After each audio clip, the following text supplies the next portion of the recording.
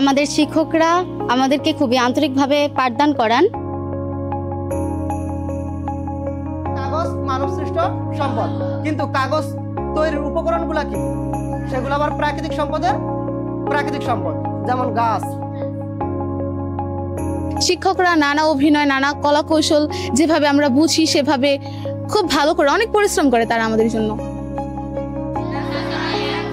নাসারা ইয়াংসুরু আইন কালেমায় মাসজিদে জবর মুজারিতে কি পেশ, তাহলে বাবা নাসারা ইয়াংসুরু কি হবে? আইন কালেমায় আনসারানে অনুসরায়ানে।